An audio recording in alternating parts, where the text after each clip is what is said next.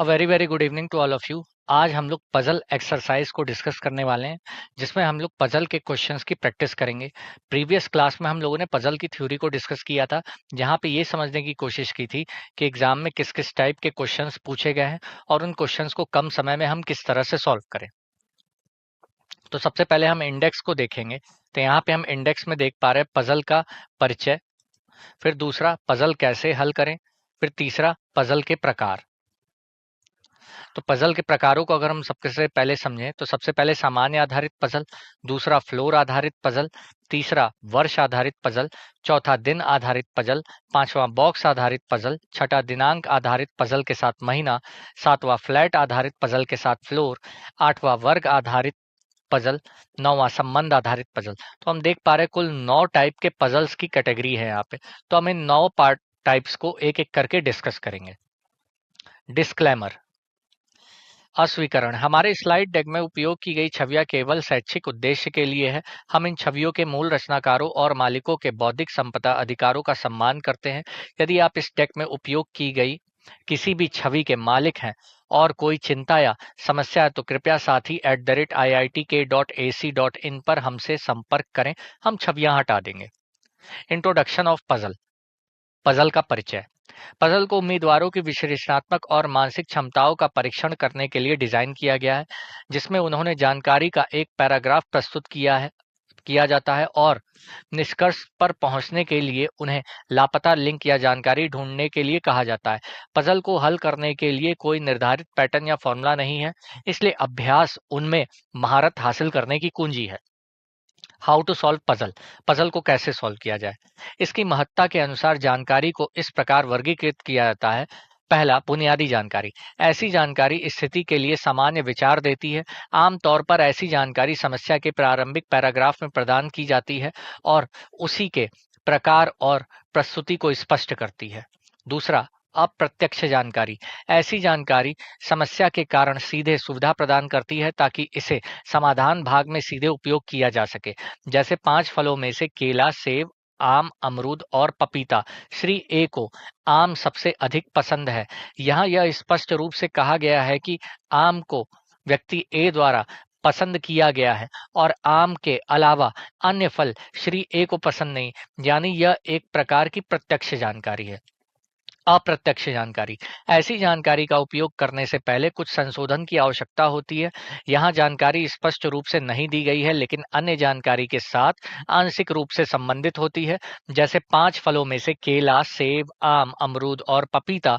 श्री ए को केला पसंद नहीं है। यहाँ यह स्पष्ट रूप से कहा गया है कि केला श्री ए को पसंद नहीं है, लेकिन केले के अलावा अन्य फल श्री ए को पसंद है, यानी यह एक प्रकार की अप्रत्यक्ष जानकारी है। चूंकि ऐसे प्रश्नों को हल करने का दृष्टिकोण प्रश्न से प्रश्न में भिन्न होता है, इसलिए विश्लेषणात्मक तर्क का खंड विभिन्न प्रकार के प्रश्नों को शामिल करता है जो इस प्रकार खोजे गए हैं। General based puzzle. तो आज हम लोग जनरल बेस्ड पजल को करने वाले हैं। निर्देश 1 से 5। निम्नलिखित जानकारी को ध्यानपूर्वक पढ़ें और उनके अनुसार इस प्रश्नों का उत्तर दें। 7 व्यक्ति अर्थात ए, B, C, D, E, F और जी, वे सभी अलग अलग शहरों अर्थात कोलकाता, मुंबई, चेन्नई, पुणे, लखनऊ, अहमदाबाद और दिल्ली से संबंधित हैं, लेकिन जरूरी नहीं है कि इसी क्रम में हो। 6 कंडीशंस दी गई हैं। ये पहली कंडीशन है जी मुंबई से है, दूसरी कंडीशन ए लखनऊ या चेन्नई से नहीं है, तीसरी कंडीशन डी पुणे से संबंधित है, चौथी कंडीशन ना तो ए और ना ही एफ कोलकाता से संबंधित है, पांचवी कंडीशन बी अहमदाबाद से संबंधित है, छठी कंडीशन सी कोलकाता या लखनऊ से संबंधित नहीं है। तो अब हम क्या करेंगे, सबसे पहले अपने अरेंजमेंट को पूरा करेंगे।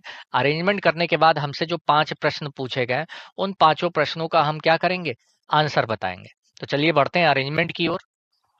जैसे कि हम देख पा रहे हैं यहाँ पे 3 कंडीशन सबसे पहले दी गई है। पहली, जी मुंबई से है, तो हम टेबल में देख पा रहे हैं कि सबसे पहले हमने लेटर्स को अरेंज कर लिया है A B C D E F G alphabetical order में। फिर उनके सामने सिटीज को रखा है। तो जी मुंबई से है, तो हम देख पा रहे हैं जी के सामने सिटी का ब्लैंक खाली था, तो यहाँ पे हमने मुंबई को फिल कर दिया। फिर तीसरी कंडीशन डी पुणे से संबंधित है, तो डी के सामने हमने पुणे को फिल कर दिया। पांचवी कंडीशन बी अहमदाबाद से, तो पांचवी कंडीशन में बी अहमदाबाद हो गया, तो बी अहमदाबाद हो गया, डी पुणे हो गया, जी मुंबई से हो गया। अब इसके बाद की कंडीशंस को हम इस पे अप्लाई करके इस अरेंजमेंट को क्या करेंगे, पूरा करेंगे। तो जैसे कि हम देख पा रहे हैं, 1, 2, 3, 5 कंडीशंस हो चुकी है। अब उसके बाद दूसरी, चौथी और छठी कंडीशन आई है। तो दूसरी कंडीशन में बोला गया ए लखनऊ या चेन्नई से संबंधित नहीं, तो हम देख पा रहे हैं ए लखनऊ चेन्नई से संबंधित नहीं है, ना तो ए और ना ही एफ कोलकाता से संबंधित। तो ए कोलकाता से भी नहीं है और एफ भी कोलकाता से क्या है, नहीं है। फिर बोला गया सी कोलकाता या लखनऊ से नहीं है, तो सी कोलकाता से भी नहीं है और लखनऊ से भी नहीं है। तो जिसका सबसे ज्यादा निगेटिव है हम उसको सबसे पहले देखेंगे। कोलकाता ए में भी नहीं है, सी में भी नहीं है और एफ में भी नहीं है, तो ई का क्या हो जाएगा, कोलकाता हो जाएगा। फिर हम देखेंगे उसके बाद सबसे ज्यादा निगेटिव किसका है, तो लखनऊ ए का भी नहीं है, सी का भी नहीं है, तो जो एक प्लेस बचेगी उसका लखनऊ हो जाएगा। आगे के अरेंजमेंट में जैसे हम देखेंगे, तो जैसे कि हम यहाँ पे अरेंजमेंट पे देख पा रहे हैं, ए का दिल्ली हो गया, बी का अहमदाबाद हो गया, सी का चेन्नई हो गया, डी का पुणे हो गया, ई का कोलकाता हो गया, एफ का लखनऊ हो गया, जी का मुंबई हो गया। अब ये हमारा अरेंजमेंट पूरा हो चुका है। अब इस अरेंजमेंट के आधार पे हमसे 5 प्रश्न पूछे गए। अब उन पांचों प्रश्नों के लिए हम क्या करेंगे, इस अरेंजमेंट को देख करके अपने प्रश्नों का आंसर देंगे। तो चलिए आज की क्लास का पहला क्वेश्चन शुरू होता है। ये रहा आज की क्लास का पहला क्वेश्चन, जिसके लिए मैं आप लोग को 10 सेकंड का समय देता हूं। आप लोग का समय शुरू होता है अब।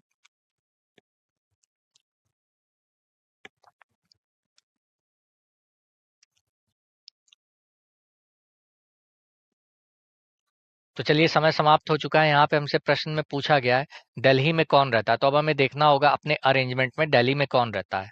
तो जैसा कि हम देख पा रहे हैं दिल्ली में ए रहता है, तो इस प्रश्न का जो सही विकल्प होगा 2 होगा। क्यों, क्योंकि दूसरे विकल्प में ए दिया है, दिल्ली में ए रहता है। तो चलिए बढ़ते हैं अगले प्रश्न की ओर।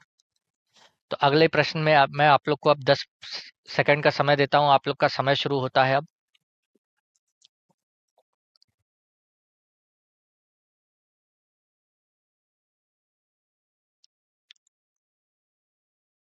तो चलिए समय समाप्त हो चुका है। प्रश्न पूछा गया है पुणे में कौन रहता है, तो अब हमें बताना होगा टेबल में देख करके कि पुणे में कौन रहता है। तो जैसा कि हम देख पा रहे हैं पुणे में डी रहता है, तो इसका जो सही विकल्प होगा वो 1 होगा। तो यहाँ पे डी है हमारा सही उत्तर, पुणे में डी रहता है, तो इसका सही विकल्प 1 हुआ। तो चलिए बढ़ते हैं अगले प्रश्न की ओर। तो चलिए अगला प्रश्न आ चुका है। पूछा गया है जी किस शहर से रहता है। हमें 5 विकल्प दिए गए हैं, मुंबई, दिल्ली, चेन्नई, पुणे, इनमें से कोई नहीं। तो चलिए अब इस प्रश्न के लिए 10 सेकंड का समय देता हूं। आप लोग का समय शुरू होता है अब।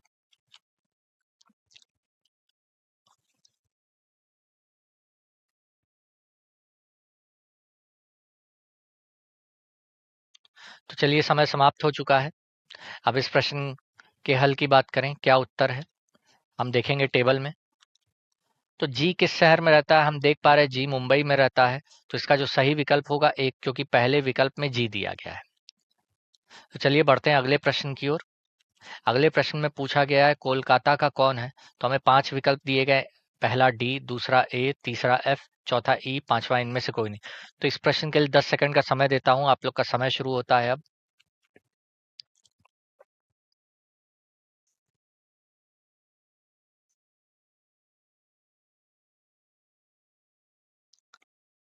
तो चलिए समय समाप्त हो चुका है। अब इस प्रश्न के हल की बात करें, तो चौथे प्रश्न में हमसे पूछा गया है कोलकाता में कौन रहता है, तो हम देख पा रहे हैं टेबल में कोलकाता में ई रहता है। तो इस प्रश्न का सही विकल्प क्या होगा, चौथा होगा, क्योंकि चौथे विकल्प में ई दिया गया है। अगले प्रश्न की ओर बढ़ते हैं। तो अगले प्रश्न में पूछा गया है बी किस शहर से संबंधित है। तो यहाँ पे पहला विकल्प है ए दिल्ली, दूसरा है चेन्नई, तीसरा है अहमदाबाद, चौथा है लखनऊ, पांचवा इनमें से कोई नहीं। तो अब हमें देखना होगा कि बी किस शहर में रहता है।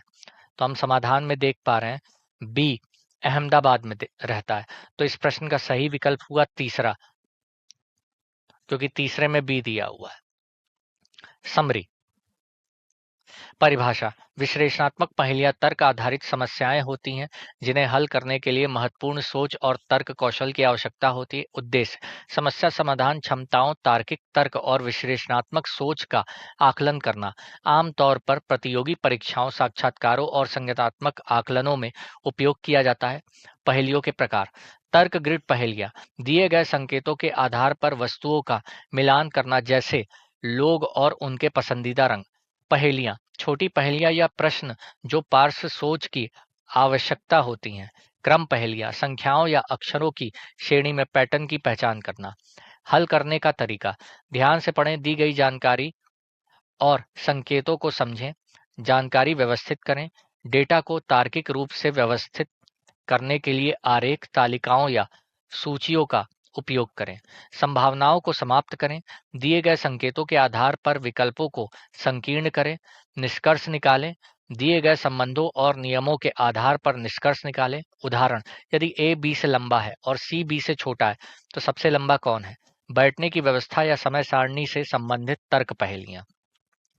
लाभ: महत्वपूर्ण सोच और संज्ञानात्मक कौशल को बढ़ाता है। रचनात्मक समस्याएं समाधान दृष्टिकोण को प्रोत्साहित करता है। चुनौतियां: समय लेने वाला हो सकता है और धैर्य की आवश्यकता होती है। जटिल तर्क शामिल हो सकता है जिन्हें सुलझाना कठिन हो सकता है। धन्यवाद।